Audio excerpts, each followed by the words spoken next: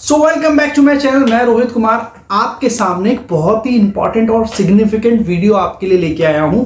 इस कहानी को मैं सीधा स्टार्ट करना चाहता हूं फिलहाल आपका ज्यादा समय ना व्यर्थ करते हुए। एक बार की बात है, एक लड़का था जो कि 20 से 22 साल का था, अपनी लाइफ में बहुत कुछ करना चाह रहा था और उसके फादर जो कि बहुत बड़े बिजनेसमैन थे उस शहर के, और वो पिता उसके हमेशा यही सोचते थे कि यार ये बच्चा बड़ा होकर के या और ज़्यादा मेच्योर होकर के मेरे बिजनेस में ध्यान देना स्टार्ट करे और मेरा पूरा बिजनेस संभाले, क्योंकि बिजनेस इतना बड़ा था कि पूरे शहर में उनका नाम चलता था।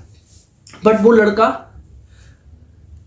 1% का भी इंटरेस्ट उनके बिजनेस में नहीं दिखाता था, क्योंकि उसको ये लगता था कि अगर मैं अपने गोल की तरफ ना जाकर के इस बिजनेस पे ध्यान देता हूं तो जो मेरी इच्छाएं हैं, जो मेरा एम है, वो सब खत्म हो जाएगा और जो दूसरे लोग हैं वो सिर्फ और सिर्फ इस बिजनेस के नाम से ही मुझे जानेंगे जो कि मेरे फादर का दिया हुआ है।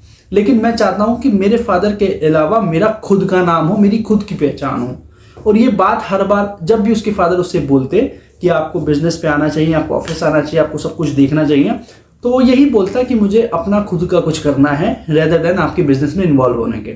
तो उसके फादर हमेशा इस बात को लेकर के बहुत गुस्सा होते कि यार ये क्या चीज़ तू सोच रहा है, मतलब तेरे पास इतना अच्छा बिजनेस है, इतना नाम है, उसको संभालने और आगे चलाने के बजाय तू अपना खुद का स्टार्ट करना चाहता है, शुरू से शुरुआत करना चाहता है, जो कि तेरे लिए सही नहीं है।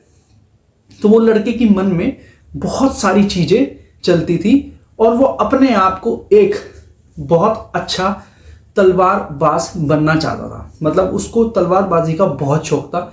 जिस तरीके से वो मूवीज़ में देखता था कि कोई एक्टर अपने तलवार की कला से पूरी मूवी का जान बन जाता था, तो उस तरीके से उसके मन में यही चीज़ बहुत ज़्यादा दौड़ती थी और वो अपने आप को एक बहुत अच्छा फाइटर बनाना चाहता था। जब भी कोई समुराय उसके शहर में आता तो उसके पीछे वो हमेशा लगा रहता, उसकी चीज़ों को देखता, ऑब्जर्व करता और उसमें इन्वॉल्व रहता। और इन्हीं सब कलाओं को सीखने के लिए उसने काफ़ी किताबें पढ़ने लग गया था, वो पढ़ता भी था और वो शिद्दत से अपने एम की तरफ जा रहा था। बट कहीं ना कहीं उसके फादर को एक्सेप्टेंस नहीं थी कि वो इस चीज़ों को ध्यान में रख करके मेरे बिजनेस को इग्नोर कर दे, ताकि मेरा कोई आगे बिजनेस को चलाने वाला भी इंसान होना चाहिए जो कि ये पूरे बिजनेस को चलाए। बट वो लड़का अपनी इन्हीं कलाओं को सीखना चाहता था और समझना चाहता था। वो हर बार अपने फादर से हमेशा जिद करता था कि मुझे यही करना है, इसके अलावा और कुछ नहीं कर सकता। तो अब एक बार की बात है कि उसके फादर अपने ऑफिस में बैठे हुए किसी पर्सनल, मतलब अपना उनका खुद का पर्सनल सेक्रेटरी था, उसके साथ ऐसी नॉर्मल डिस्कशन चल रही थी। तो वो यही, मतलब जो उनका पर्सनल सेक्रेटरी था वो बहुत ज़्यादा इंटेलिजेंट था और वो बहुत चीज़ों को गहराई से समझता था। तो उसके फादर ने बहुत सिंपल सा डिस्कस किया कि यार मेरे साथ ये परेशानी है, और वो सारी बात उनको बताया कि मेरा लड़का इस तरीके से करना चाहता है, ये करना चाहता है, बिजनेस को नहीं संभालना चाहता। तो उसके पर्सनल सेक्रेटरी ने उनको एक राय दी जो कि उनको सही समझ में आई और उनको लगा कि हाँ यार ये चीज़ बहुत सही है। इस राय को मैं आपको आगे बताऊंगा जब वो उससे डिस्कशन करेंगे। तो वो पूरी बातों को समझ गए। अब उन्होंने सबसे पहले अपने बच्चे का इंटरेस्ट देखा कि वो एक्चुअली इसमें इंटरेस्टेड है या फिर सिर्फ और सिर्फ शौक के लिए करना चाह रहा है। तो उनको कहीं ना कहीं 70% ये लगा कि हाँ ये इस चीज़ के लिए काफ़ी ज़्यादा डेडिकेटेड है और बहुत अच्छे तरीके से इसको करना चाहता है। तो उसके फादर ने लेकिन एक चीज़ भी ऑब्जर्व की कि वो उनके कमाए हुए पैसों पे आराम भी करता है। तो वो यही सोचने लग गए कि यार अगर इसकी लाइफ से ये आराम सब निकाल दिया तो ये कर पाएगा या नहीं कर पाएगा। तो ये एक बार उन्होंने अपने बेटे को बुलाया और पूछा कि जो तुम करना चाहते हो वो सही में करना चाहते हो? तो उसके बेटे की आंखें चार हो गई कि यार ये आज कैसा क्वेश्चन पूछ रहे हैं, मतलब कभी फादर ने ऐसी चीज़ का डिस्कशन कभी आज तक किया नहीं मेरे साथ, तो आज ऐसा क्या हो गया जो ऐसा डिस्कशन कर रहे हैं। तो उनके फादर ने सिंपल सा एक चीज़ बोली कि मैं तुम्हें 3 साल देता हूँ अपने शौक को पूरा करने के लिए, क्योंकि उसके फादर उसको शौक ही समझते थे, या अपने एम को पूरा करने के लिए। और अगर 3 साल में तुम नहीं कर पाते हो तो तुम्हें बिजनेस संभालना पड़ेगा।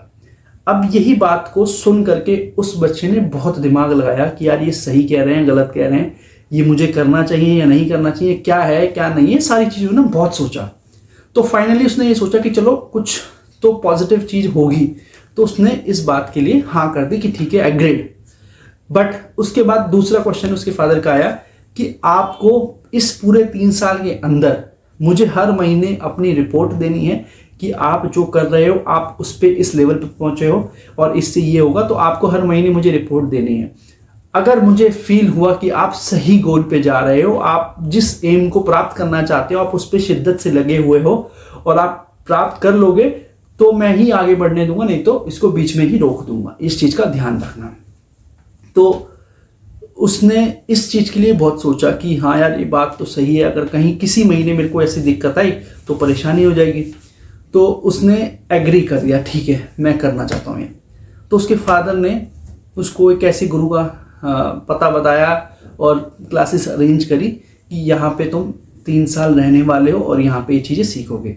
और वो बहुत ज़्यादा खुश हो गया कि चलो मेरे फादर मेरे एम को सपोर्ट करने के साथ साथ मेरे लिए फैसिलिटेट भी कर रहे हैं। अब फाइनल डे हो गया सब कुछ, एक डे वो था, उसे एक दिन पहले उसने सारी पैकिंग कर ली और अगले ही दिन सुबह 5 बजे वहाँ पे पहुँचना था। वो अपना पहुँच गया, सारे मतलब उसके साथ 2 बॉडीगार्ड थे, उसका सारा सामान था, मतलब सामान समझ लो कि कम से कम एक टेम्पो भर जाए इतना सामान था उसकी, मतलब आराम के लिए। तो अब वो उन गुरुजी के पास चला गया। जब वो गुरुजी के पास गया तो वो सामान और वो जो 2 बॉडीगार्ड थे उनको बाहर ही रोक दिया गया, मतलब एक रूम पहले ही। तो अब गुरु से वो बोलने लगे कि गुरुजी मैं ये सीखना चाहता हूँ, मैं करना चाहता हूँ, आप प्लीज़ मुझे अपना गुरु बना लीजिए, ये और वो, मतलब काफ़ी चीज़ें उन्होंने बोली। गुरु ने अपना इग्नोरेंस दिखाई, वो जिस काम में लगे तो काम करते रहे। तो कम से कम 1-1.5 घंटा 2 घंटा ये चीज़ें चलती रही। तो फिर उसके बाद गुरुजी उठे और अपने दूसरे काम में चले गए। और वो बहुत ज़्यादा व्याकुल सा हो गया लड़का कि यार मैं इतनी देर से बोले जा रहा हूँ लेकिन मेरे पे ध्यान ही नहीं दे रहे। फाइनली 2 घंटे बाद उन्होंने किसी अपने सहायक के थ्रू उसको बुलाया और उसको बुला करके अपने जो भी उनका एरिया था जहाँ पे वो बैठते थे, तो उन्होंने बोला कि भाई ऐसा है कि आपको मैं कोचिंग देने के लिए, अपनी ट्रेनिंग देने के लिए तैयार हूँ, लेकिन उससे पहले आपके सामने कुछ शर्तें हैं, अगर आप इसको एक्सेप्ट करते हैं तो ही मैं आगे बात को बढ़ाऊँ। उस लड़के ने बहुत उत्सुकता के साथ बिना सोचे समझे बोल दिया हाँ जी ठीक है कोई बात नहीं। तो उन्होंने बोला ठीक है, जब तुम बोल रहे हो तुम सोच भी सकते हो 5 मिनट, नहीं तो आप यहाँ से वापस जा सकते हो, कोई दिक्कत नहीं है। तो नहीं ठीक है, 5-10 मिनट उसने लिए, सोचा हाँ जी मैं एग्री हूँ। पहला उसका ये था कि जो तुम्हारे साथ सामान आया है और जो 2 लोग आए हैं ये अपने घर वापस भेज दो। लड़के ने बोला डन, कोई बात नहीं। दूसरी शर्त उन्होंने रखी कि तुम्हें जैसे और लोग रहते हैं और शिष्य रहते हैं उन्हीं के साथ रहना है और जमीन पे सोना है। उन्होंने काफ़ी कड़ी चीज़ें बताई, उसने बोला डन। और फिर तीसरा उन्होंने बताया कि जैसे ऐसे सुबह 4:30 बजे उठना है, ये करना है, इस तरीके से उसने अपनी सारी ट्रेनिंगें प्लान हो गई। तो उन्होंने गुरुजी ने एक्सेप्ट कर लिया कि हाँ मैं तुम्हें ट्रेनिंग देने के लिए तैयार हूँ। लड़का बहुत खुश और बहुत बढ़िया आगे बढ़ने लग गया। अब सब चीज़ प्लान हो गई, अब वो अपने इस एम में लग गया और वो बहुत ज़्यादा एक्साइटेड था। पहला महीना निकला, बहुत अच्छी परफॉर्मेंस रही, जैसे जैसा गुरुजी बोलते गए वैसा वो काम करता गया। फिर दूसरा महीना गया, सेम चीज़ बहुत अच्छी चली गई। फिर तीसरा महीना गया, बहुत बढ़िया चला, सब बढ़िया एकदम। चौथे महीने से जब उन शिष्यों में उनका एक प्रकार से मेल मिलाप हो गया तो वो अपने बिजनेस के बारे में बताता, अपने फादर के बारे में बताता, सब कुछ उसके बारे में, शान और शौकत के बारे में बताता। तो जो उनके शिष्य थे वो उसके मित्र बन गए कि हाँ यार इतना बड़ा इंसान हमारे साथ ये ट्रेनिंग लेने आया है। तो अब वो धीरे धीरे अपने आप को मतलब एडजस्ट करने के मोड में नहीं आया। अब जो गुरु बोलते उसको उन्होंने सुनना कम कर दिया और सुबह हमेशा लेट उठना और साथ साथ मतलब रात को निकल जाना घूमने और लड़कों को भी साथ में लेके जाना। तो अब ये गुरुजी ने ऑब्जर्व कर लिया कि भाई ऐसा हो रहा है और इसकी परफॉर्मेंस में वो वाली बात नहीं आई जो पहले शुरू में देखा था 3 महीने। तो एक दिन क्या हुआ कि गुरुजी ने उसको बुला लिया कि देखो बेटा मुझे पता है कि तुम अब वो वाली तुम्हारे अंदर बात नहीं है जो पहले 3 महीने थी, और अब एक ऐसा समय आ गया है कि मैं तुम्हें ऑप्शन दे रहा हूं कि अगर तुम्हें अपनी ट्रेनिंग यहीं क्लोज करनी है आप यहीं क्लोज कीजिए और अपना घर चले जाइए। नॉर्मली मैं किसी भी स्टूडेंट को ये ऑप्शन नहीं देता हूं, लेकिन मैं तुम्हें ये दे रहा हूं, अगर तुम्हें जाना है तो जा सकते हो। क्योंकि मैं ऑब्जर्व कर रहा हूं कि रात को तुम हमारे इंस्टीट्यूट में नहीं होते हो। उसने एक्सेप्ट किया। और जिस तरीके से तुम्हारे दोस्त बन गए हैं, तुम उनमें ज़्यादा इन्वॉल्व रहते हो। तो ये सारी बात सुनने के बाद उस लड़के ने गुरुजी से बोला कि हाँ गुरुजी, आप जो भी बोल रहे हो वो बिल्कुल सही है, और जिस तरीके से मैं यहाँ पे रह रहा हूँ, मेरे पास कोई फैसिलिटी नहीं है और मैं परेशान हो रहा हूँ और मुझे ऐसा लगता है कि मैं आगे और एडजस्ट नहीं कर सकता हूँ। तो गुरुजी ने बोला ठीक है, एक्सेप्टेड, आपको यहाँ से जाने की पूरी अनुमति है, आप खुद सोच के बताइए। तो उस लड़के ने बोला, मतलब उसके लड़के के मन में क्वेश्चन मार्क थोड़ा सा आया कि मैं जाऊँ या नहीं, लेकिन उसने बोला ठीक है, मैं जाना चाहता हूँ। तो गुरुजी ने इसको बोला कि आपको जाने से पहले सिर्फ एक काम मेरा करना होगा।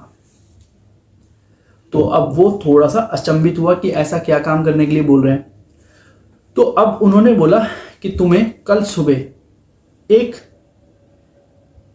पहाड़ी पे जाना है और वहां पे पूरा का पूरा दिन और रात और अगले दिन लंच तक तुम्हें वहीं पर ही रुकना है। वहां पे एक बाज होगा, उसको तुम्हें देखना है, बस उसको ऑब्जर्व करना है कि वो क्या करता है। तो उसने बोला ठीक है, डन। अब वो अगले दिन सुबह 4 बजे उस पहाड़ी पे पहुंच गया और वहां जाकर के उसने बाज को ढूंढा, कहाँ है कहाँ है, बहुत देर तक ढूंढता रहा। तो उसको बहुत शांत जगह में, एक कॉर्नर में वो शांति से बैठा था, पता नहीं लग रहा था कि ये बाज है या कोई पत्थर, और बिल्कुल शांति से वो एक ही तरफ देखे जा रहा था।